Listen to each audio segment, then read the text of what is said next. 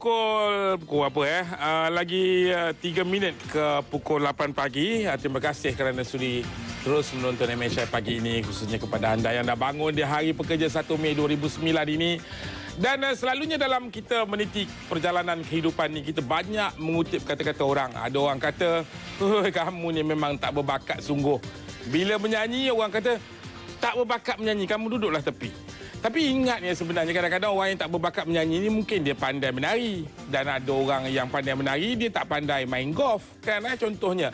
Jadi bakat ni adalah satu perkara yang saya pandang cukup subjektif. Tapi kalau sekiranya ada usaha, ada minat, kemudiannya diasah. Jadi peluang untuk kita menceburi suatu bidang itu semakin luas. Tapi nak bercerita tentang itu, sebenarnya saya ada buku ni, cerita apa bakat saya. Kepada anda yang nak bersembang dengan tetamu saya pagi ini, anda boleh menghubungi kami di 1800886636. Dan yelah, saya pun dah membaca juga cerita pasal Arnab, cerita pasal tupai, semuanya ada dalam ni. Cerita cukup ringkas dan penulisannya juga padat dan ringkas. Kita bersama dengan Encik Ahmad Naim Jaafar. Apa khabar? Baik, alhamdulillah. Seorang penulis. Lama dah menulis, Encik Naim? Hampir 5 tahun. 5 tahun. Lepas asal mana Negeri Sembilan? Saya asal Sabak Bernam, Selangor. Oh, Sabak Bernam, Selangor. Tak, saya mungkin kadang-kadang budak-budak sekolah yang masih remaja ni kan, banyak benda dia orang nak cuba. Nak cuba itu, nak cuba ini. Tapi ada juga pihak kata, kamu dah lah. Kamu memang tak berbakat pun sebenarnya dalam bidang ini. Betul ke kalau kita cakap macam tu kepada orang-orang yang baru nak mula hidup ni, Cik Naim? Bismillahirrahmanirrahim. Assalamualaikum warahmatullahi wabarakatuh. Selamat pagi. Saudara Mazidul, penonton yang saya hormati sekalian. Saya menganggap kalau mula-mula orang dah cakap macam tu, itu adalah cara membunuh potensi yang paling berkesan. Cara membunuh? Cara membunuh potensi yang paling berkesan bermaksud, sebenarnya terutama pelajar ataupun kanak-kanak, apa yang kita cakap, ibu bapa, persekitaran adalah doa. Okay. Dia menjadi doa. Saya rasa ramai daripada kita yang hari ini pun mendapat inspirasi, mendapat galakan, mendapat pujian secara tak langsung, mungkin di sekolah, di kawasan komuniti kita. Oh, awak ni pandailah menyanyi. Ya, ya. Awak ni pandailah berkomunikasi. Ya. Suara adik Mazidul ni mungkin dulu lah kan. Yalah, masa adik kecil. Mazidul. Suaranya lantang lah, macam ada 2 mikrofon dekat tekak ni. Betul. Jadi sebenarnya kalau dilihat daripada perspektif pembangunan bakat, ia satu aset satu hari nanti. Yeah. Mungkin orang yang pernah kenal Encik Mazidul dahulu mungkin bayang tak sangka adik comel dulu sekarang ni dah menjadi suara mikrofon, ya, seorang selebriti di stesen TV. Jadi pembangunan bakat ni melihat potensi jangka masa akan datang. Ataupun pada masa kecil dulu ada orang cakap ini adik Naim ni tangan macam tangan penulis. Ada orang cakap macam tu. Ataupun sebenarnya bakat menulis tu datang kemudian dalam kehidupan Cik Naim sendiri. Secara umumnya menulis ini adalah satu manifestasi daripada bakat. Ya. Atau ada setengah orang panggil sebagai economic domain. Aktiviti-aktiviti yang menjurus kepada masuk-masuk ekonomi. Yeah. Tetapi di belakang daripada aktiviti penulisan adalah yang kita panggil sebagai keupayaan mencerna idea. Minat dengan idea. Suka dengan contohnya falsafah. Memaham fakta-fakta semasa di luar dan sebagainya. Itu sebenarnya adalah yang saya panggil sebagai dia punya benih dia. Baik. Apa bakat saya? Kan mungkin ramai orang bertanyakan soalan sama ada budak kecil, remaja ataupun yang dah dewasa masih belum mengenal pasti bakat yang ada pada diri dia. Jadi macam mana nak mengenal pastinya? Apa bakat saya? Mungkin satu soalan yang besar. Dari segi sudut buku ini memang khas ditulis untuk para pelajar sekolah rendah dan sekolah menengah. Kerana apa? Kami pun ada perancangan untuk menulis banyak lagi buku yang berkaitan dengan pembangunan bakat untuk pekerja, untuk pekerja sektor kerajaan, ibu bapa dan sebagainya.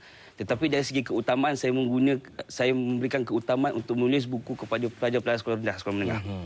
Kerana pada saya inilah sebenarnya sumber pelabur yang paling panjang. Yeah. Dari segi return on investment pun orang-orang inilah, pelajar-pelajar ini yang satu hari nanti kalau dah dapat membangunkan bakat dia, dah kenal bakat dia, maka akhirnya nanti dia inilah yang akan membangunkan negara yang mencipta peluang ekonomi yang lebih.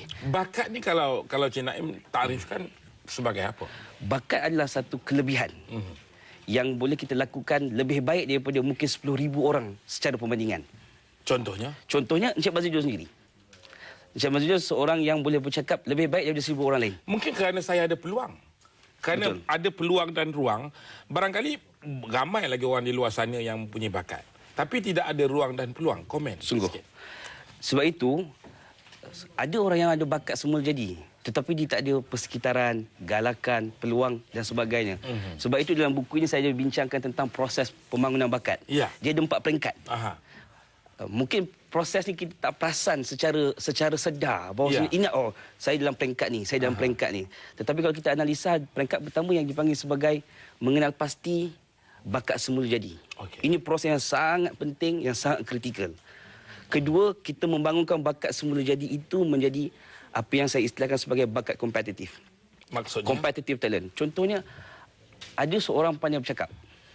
Tetapi kalau dia tidak ditolak atau dicampak untuk bercakap dalam syarahan di sekolah dahulu, maka rasa inferiority itu akan terus menguasai diri dia. Jadi, dia boleh bercakap, tapi dia boleh bercakap mungkin dekat kedai kopi. Dia cakap dengan kawan-kawan dia, tapi dia tak campakkan ke tempat yang saya istilahkan boleh menjadikan bakat bercakap itu kompetitif. Kompetitif bermaksud kita boleh bersaing. Kita boleh menonjolkan bakat itu secara lebih komersial dan sebagainya. Ketiga, apa yang kita panggil sebagai bakat strategik. Daripada kita dah ada competitive talent. Competitive talent komponennya ilmu, latihan, skill kan. Suatu tentu macam Cik Wazir sendiri dah banyak latihan, pendedahan dan sebagainya. Itu dianggap sebagai bakat kompetitif. Tetapi bakat yang ketiga, peringkat yang ketiga ini pun agak saya boleh katakan agak rumit. Iaitu menghasilkan daripada bakat kompetitif kepada bakat strategik. Strategik talent ini bermaksud kita dah ada kemahiran. Kita dah ada bakat dan kita boleh compete. Tapi macam mana kita position diri kita ke mana? Macam contoh, saya bercakap tadi dengan jurusolek. Beliau seorang yang pernah jadi jurusolek sebelum ini. Tetapi kononnya nak tukar, nak pergi ke bidang lain. Dia buat salon. Tapi dia kata salon, tetapi dia jadi manager. Bukan dia solek orang, bukan dia potong nombor orang dan sebagainya. Tapi dia manage keuangan, bil elektrik dan sebagainya. Jadi dari segi konteks strategic talent, bakat itu tidak diletak pada tempat yang betul. Baik. Yang keempat? Yang keempat yang paling susah dan yang saya anggap sebagai yang mencipta nilai dalam masyarakat, iaitu yang kita panggil sebagai kita mampu menghasilkan strategic talent itu kepada peringkat bakat yang mapan, sustainable talent. Saya menganggap orang-orang yang berjaya dalam banyak bidang yang boleh mencipta peluang ekonomi, peluang kerjaya dan sebagainya, itu adalah mereka yang mampu menterjemah peringkat-peringkat ini secara teratur walaupun mungkin mereka tidak sedar. Saya ambil contoh. Chef Wan. Chef kita yang terkenal. Beliau belajar dalam bidang perkawanan. Okey. Proses untuk beliau reflect bahawa adakah saya akan menjadi seorang accountant yang baik? Jawapan saya yakin jawapannya ya. Tetapi adakah saya akan menjadi seorang yang hebat? Adalah satu persoalan lain. Persoalannya ada berkaitan dengan 3 komponen kalau saya boleh kongsi. Okey. Sekejap. Kita buka dulu talian ni. Kalau pada anda yang bersama dengan kita, anda bersama dengan tetamu saya, Cik Ahmad Naim Jaafar. Beliau adalah seorang penulis buku Apa Bakat Saya. Sekiranya sepanjang perbincangan ni adalah yang anda nak tanya kan, hubungi kami di 1800 88 88 6636. Mudah je nombornya. 88 6636 dan penerbit kita Eli Iskandar akan menerima panggilan anda sebelum diterima di dalam studio ini. Silakan, Cik Naim, sambung. 3 proses ini mungkin semua orang perlu melalui. Baik. Iaitu pertama, kita bertanya kepada diri kita balik, apakah yang kita boleh lakukan sesuatu aktiviti yang sangat baik? Apa bakat kita? Proses pertama. Proses kedua, adakah kita minat dengan bakat kita tu? Ada setengah orang saya jumpa, bakatnya adalah dalam bidang pelaburan, investment. Baik. Okey. Ijazahnya dalam bidang science actuary. Sangat hebat dalam matematik. Okey.